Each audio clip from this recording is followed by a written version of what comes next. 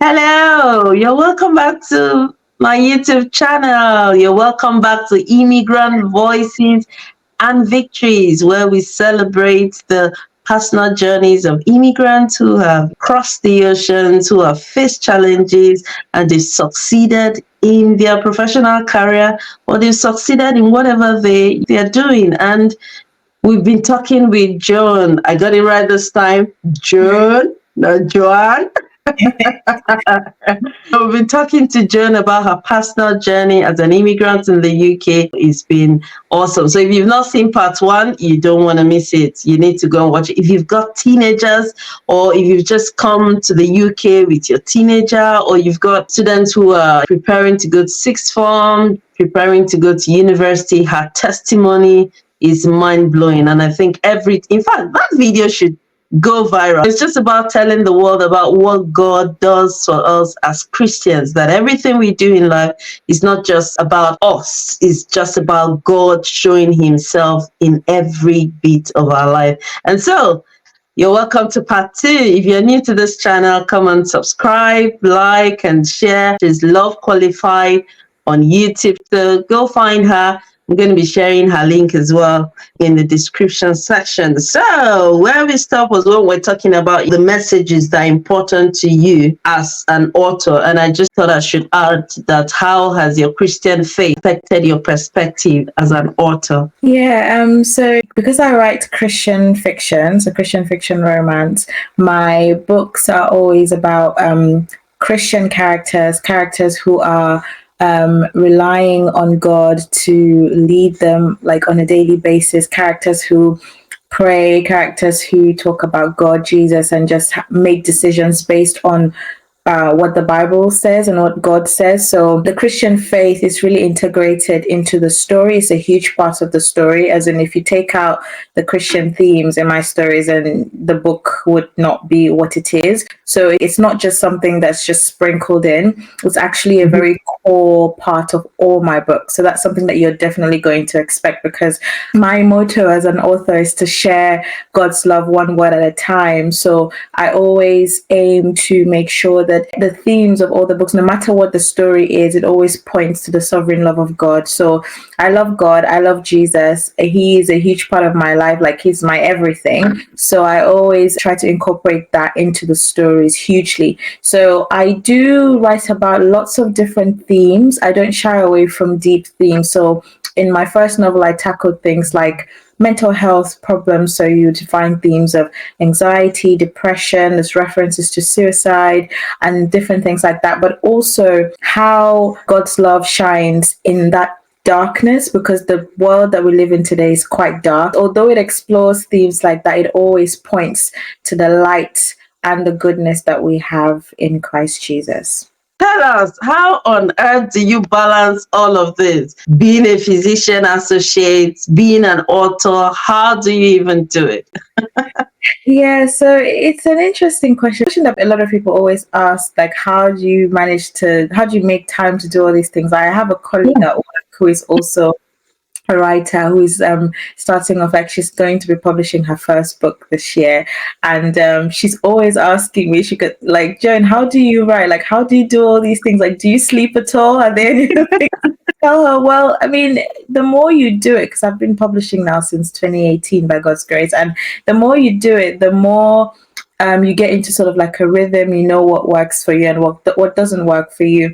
I'm that kind of person. I don't write every day. They always ask me, do you write every day? I was like, no, I don't write every day. I can't write every day because I work full time, and especially on days when I have long shifts and I come home, I'm really tired. The last thing I want to do is to use my mental capacity or the last bit of my mental strength after, like my job is I work in the medical field, I practice medicine, so it's quite people facing, and I'm an introvert, so dealing with people drains me. And when I come home, the last thing I want to do is to use the last of my like mental capacity to focus on actually writing, because writing is quite active. Like, you use a lot of your You have to think about the words that you're writing, if it makes sense. If not, there's no point. So I don't write every day. I try my best to give deadlines for myself. I say, okay, I'm going to finish this first draft by this, by this month.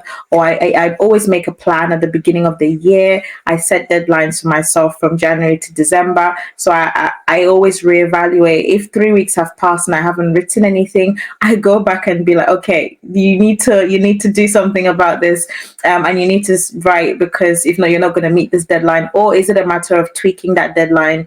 That's the whole thing about being an independently published author. Like, I can tweak things to suit me. But no, I don't write every day. I try to make time as much to write. It's usually after work.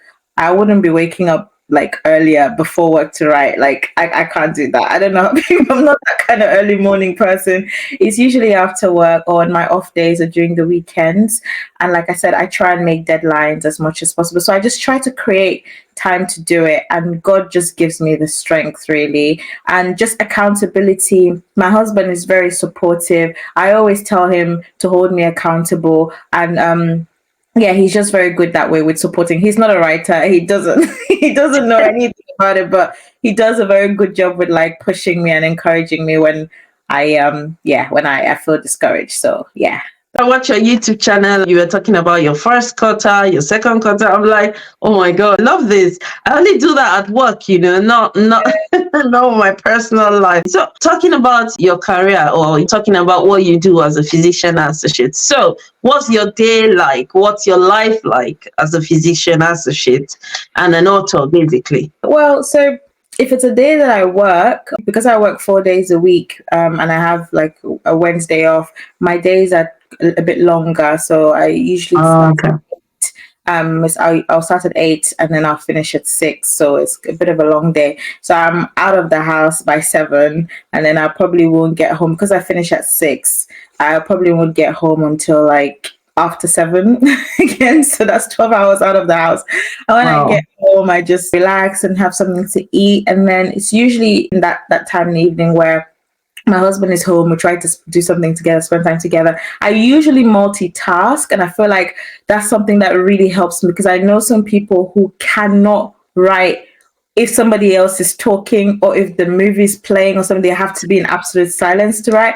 If I don't have to be in absolute silence to write, most of the time, both of us are sitting on the sofa watching a movie. I'm not actively watching, but something in the background playing, and he's watching and I'm writing or editing at the same time. But if I absolutely do not feel up to it, I just don't. So that's basically how I incorporate it. And then I usually have more time the weekends, on Wednesdays when I'm not working, where I actually set a plan for myself and be like, okay, by the end of today, I want to have edited 2 chapters. Or like, for example, today is Saturday. I don't work on weekends. I made a plan to edit 3 chapters by the end of today. I've done 2, and hopefully I'll edit 1 by the time I go to bed. So that's how I literally work around it. A lot of balance, I can imagine.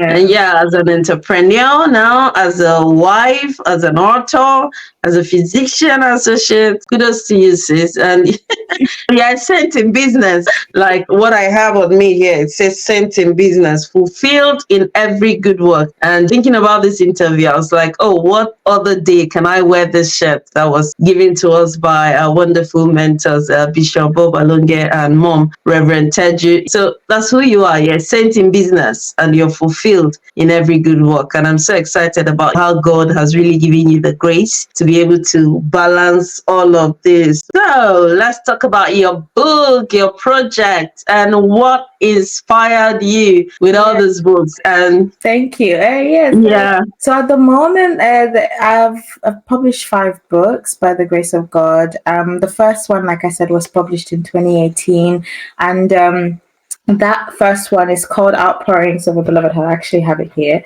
I don't know if I showed them before, but this is the first one. It's a poetry devotional and journal. This book was basically just inspired when God put it in my heart to write a book. I think it was 2017. I had realized I found a book of poems that I had written when I was in boarding school, because I grew up in Cameroon. So I went to boarding school in Cameroon.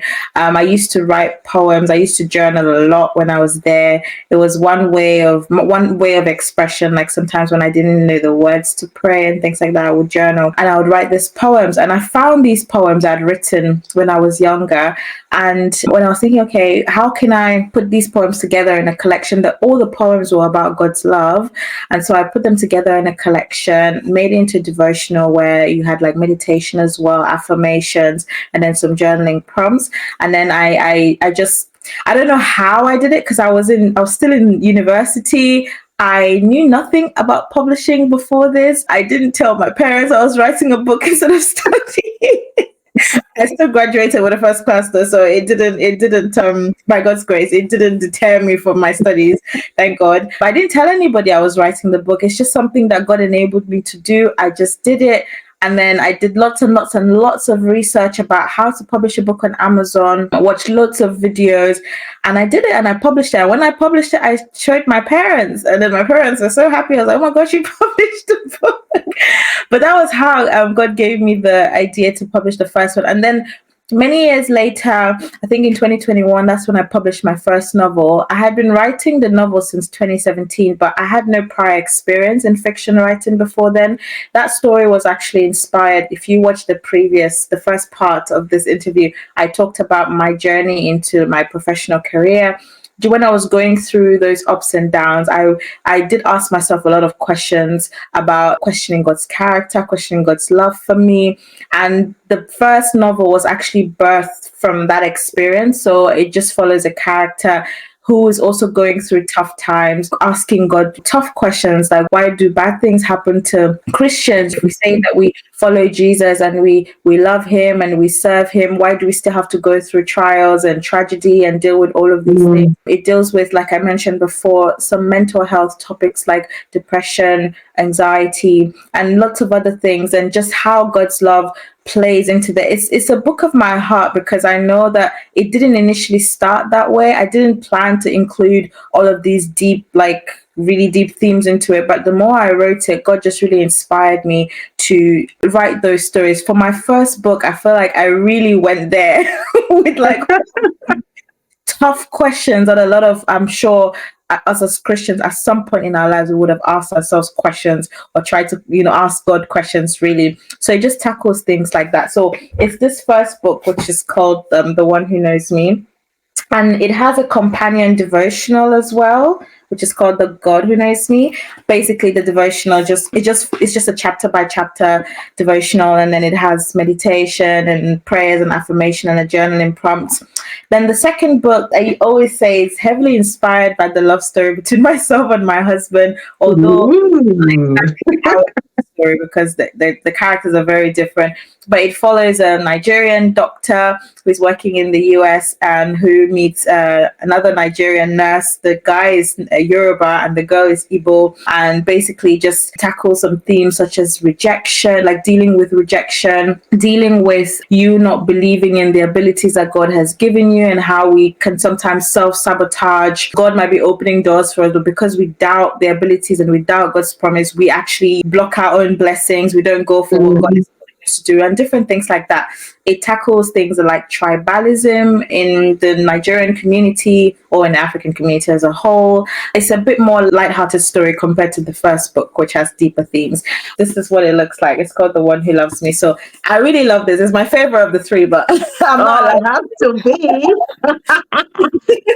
And then the third book is called The One Who Sees Me, which is this one. The inspiration for this one came when I just got an idea. God placed an idea in my heart to write about a character who is a new Christian who has had a very traumatic past, like she was going through childhood traumas, but who's also a new Christian who's still trying to deal with daily temptations, things that remind her of her past addictions, but how she's holding on to God and still choosing God and still trying to grow in her relationship with God. And then the male main character is the firstborn of a typical Nigerian household, and just showing how he's dealing with the pressure of family, living up to family expectations, being a bit of a people pleaser. You'd rather please your parents rather than actually do what God is calling you to do. So it just tackles all these different themes like that, learning to stand up for what God has called you to do, rather than just going for something else because that's what your dad would want you to do, or that's what your mom, because you don't want to disappoint people. Basically, I suppose it's all about sticking to what God has called you to do, even if people are offended. That's the huge story. As a ex people pleaser, I like to believe I'm not a people pleaser anymore, but I really relate that God really used this story to speak to me. Like when I was writing, I didn't know it was going to be like that, but God used the story to speak to me, to remind me about people pleasing tendencies. Yes, you need to be kind and you need to encourage other people and be there for others, but when it comes to a point where you're actually choosing to please man over following God, then there's a huge problem. So yeah, that's basically in a nutshell what the stories are about. Oh wow, awesome. Have you got any project on the way? Yes, so by God's grace, at the moment, I'm editing the fourth and final book in this series. So it's called The One Who Holds Me. That's the fourth and final book in this series. I'm hoping to publish it in September of this year. So that's the book I'm currently editing. That's my next project. And then after that, I'll be working on another, like a completely different series. Yeah. So yeah. Awesome. The one who knows me, the one who loves me, the one who sees me, and the one who holds me. What an expression of, God's love. And yay, I've got mine as well. I did get mine and I started reading it. And to improve my journaling this year is one of actually my this year's goal. I got this and I was like, wow, this is lovely. Yes. I didn't know you had this actually. I just saw it. I was like, oh. And so I'm sure we need to expect more of this. The God who loves us, the God who sees me, and the God who holds us. The devotionals for the other books as well. Yes. Wow. I really got inspired by this. I'm like, I need to really read this book for myself. And honestly, I've just been loving it. I guess I'm back to reading romantic novels now. That's what it is. So, how do you engage your readers, your audience, both as a physician, associate, as an author? How do you engage your audience? So at the moment, I think with me, God has I've been so like privileged to have sort of like a presence on social media. I have been sort of into sort of content creating since 2014, I believe. I think I posted my first video on YouTube. So from that time, I feel like my content has grown with me because it started off with just like faith video. It's still about like faith, entrepreneurship, and lifestyle today. But it followed my journey into university as a biomedical science student. I shared my journey. I used to post vlogs about being a student studying biomedical science, and then going on to do my master's in physician associate studies. I posted literally my entire journey of those 2 years on YouTube. And now as a professional, I don't do them as often anymore, but I still do vlogs talking about like working as a professional, as a physician associate. And also I engage with students. I have on Instagram as well, I have lots of like physician associate students that message me asking for advice and just engaging with professionals and just seeing how they are. On LinkedIn as well. I think LinkedIn, that's a way to connect with a lot of physician associates on my LinkedIn profile. But from the author side of things, I do engage with a lot of authors via my YouTube channel, but from the reader aspect, TikTok and Instagram is where I engage with a lot of readers, because although yes, you want to connect with authors, not all authors would be your ideal readers. So actually the people I'm looking for are like my ideal readers, so people will actually be interested in buying the book and reading it. So TikTok has provided that space. So I do also have a presence on TikTok as well. I've been there since 2021, since I published my first. And when people were going viral on TikTok, a few of my videos also went viral. And by God's grace, God worked it. I know, yes, the algorithm, but I feel like God's sovereign hand was still there, because connect me with lots and lots of amazing readers on there. And there's a link to subscribe to my newsletter also. So I always encourage people to subscribe to my newsletter, because they get like monthly behind the scenes of being an author. So I don't post a lot of personal stuff on social media, but there's the stuff that I do share with my newsletter subscribers, just like the behind the scenes of being an author. Yeah, so that's how I engage with them, I suppose.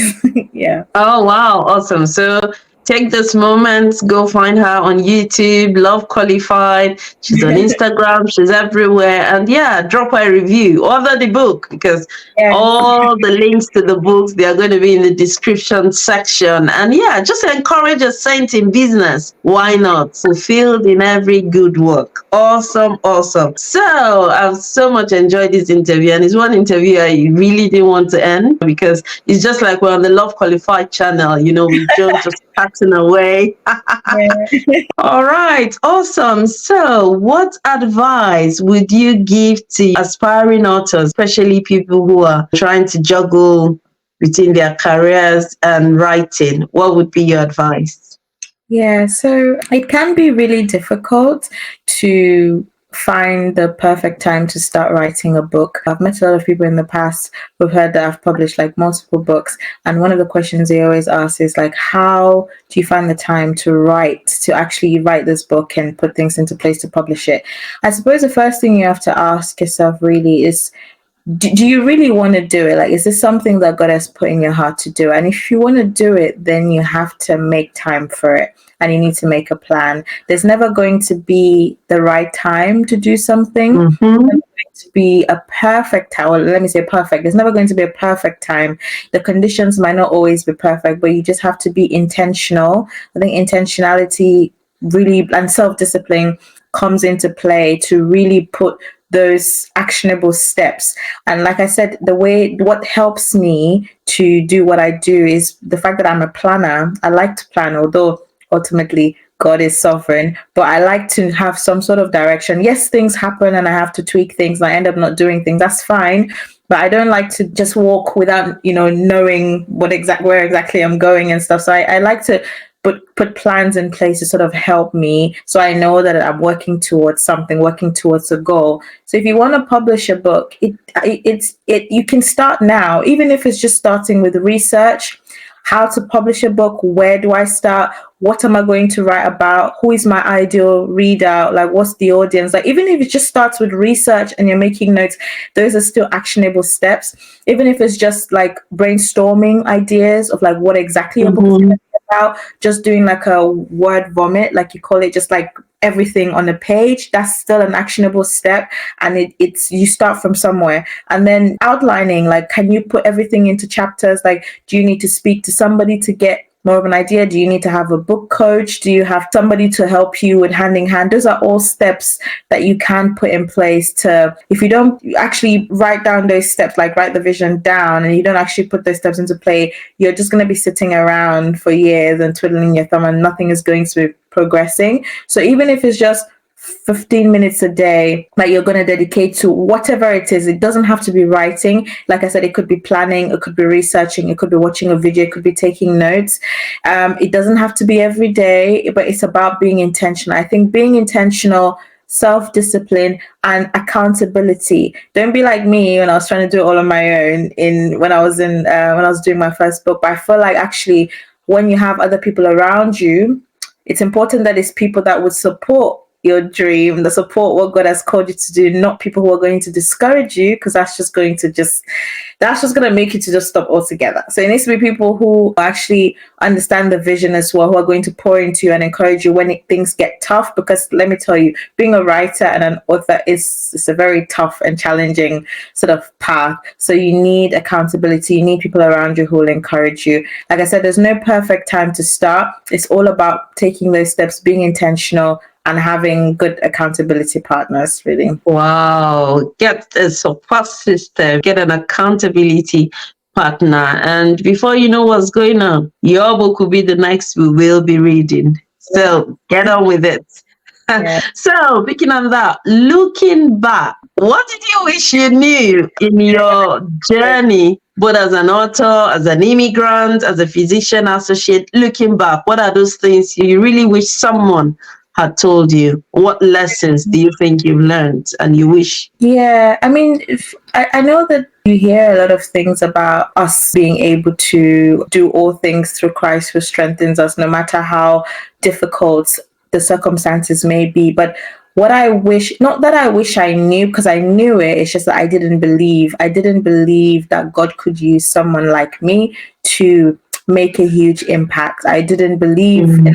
in God's ability. I did struggle, especially with moves when I moved to the UK, 12, 13 years ago, coming to this new environment, seeing people who are already established, who know their left and right, and me still trying to navigate all those things, and me not really knowing what I wanted to do at that time. There was a little bit of sort of inferiority complex that I suffered from at the beginning, and I wish from the very beginning I hadn't gone through all those times where I doubted God, and doubted the abilities that God had given me. And I wish I had not been afraid to launch into things.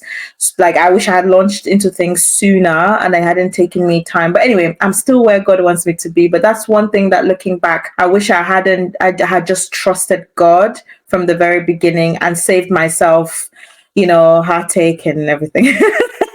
Yeah. Awesome. Yeah. So we're hoping like Joan's story today has inspired you, and at least in one way or the other would help you not to make some mistakes. At least there's lots to learn from her journey. And yeah, we're so grateful for this wonderful interview. But before we go, what advice do you have for immigrants in the UK? Like we said, Immigrants' Voices and Victories is all about celebrating our victories, our challenges, just to inspire one another. And each of us, our journey is unique. Yeah. So, what advice do you have for immigrants in the UK? Yeah, so just piggybacking from my last point about me wishing that I had not let myself doubt God's ability, my advice would be that don't limit yourself. You might, like, we've all been pulled from our own, our safe space and the countries that we call home, and God has brought us into this land for a reason and for a very, very important, significant purpose. The work that we do, no matter where you find yourself, no matter the career, it doesn't have to be in the medical field, but anywhere God has placed you in this country, your work is important, your work is significant, and your work serves a purpose. It doesn't matter whether you weren't born here. It doesn't matter that people already know the system here. God can use you to create impact even in this country, even in this foreign land. God uses immigrants every single day. He uses me. I'm an immigrant. I've seen the work that he has done and the testimonies that comes from the work that I'm doing. He will equip you in the space that he has put you in, because he has put us here. He's not alone. He's always with us. So therefore we will make impact. So don't be like me. Don't doubt God's abilities. Don't try to limit. You can't limit God. Don't try it. So just yield to God's direction. Make sure that you're holding on to him in everything that you're doing, and you're submitting to his will to help you navigate the space. Remember that he's all knowing and he's all powerful. He knows the end from the beginning. He knows what your purpose is. He knows the purpose for why he's brought you to this country. So you need to follow his direction and his lead, and he will definitely bring you to your expected end. Wow, God will definitely bring you to your expected end. What a closing remark. What an advice from a wonderful author, physician, associate. We are so grateful. God is going to use you in the space that he has given to you. I just love that. I love that. I love that. Like our pastor says, he says, in this season in our church, we are creating places and spaces and places for people to meet with God. That word just resonates with me when you said God will give you the opportunity in the space that he's created for you. So in case you've not found your space yet and you're in the UK as an immigrant, come on. Go find your space, and God is going to bring you to your expected end. Thank you so much, Joan, for coming on board on Immigrant Voices and Victories. We still have to invite you specially to come and review this book, or maybe we won't leave you then. We will review it by ourselves with my wonderful community. So if you go and find her, Love Qualified, she's such a wonderful woman of God, and she's come here to just bless us today, and we're so grateful. Thanks to our wonderful brother Kunle of God, for releasing you to us, and we wish you all the best. And we can't wait to share so many of your testimonies and what God is going to be doing with you. Many, many more testimonies to come. And we can't wait to read The One Who Holds Me. Yes. And yeah, so by the time I have started the series now and I'm glued, so I Yes. guess I'll be getting the rest of it. So watch out for all the links to her books in the description section. And yeah, if you haven't subscribed to this channel, you are not in the right space. This is a space where you can connect, learn, and be inspired. So share this video, like it, comment, and let us know in the comment section what is your own journey as well today. And yeah, see you next time on Immigrant Voices and Victories. God bless you. No limits. Thank you very much. Subscribe, like, and share. Thank you.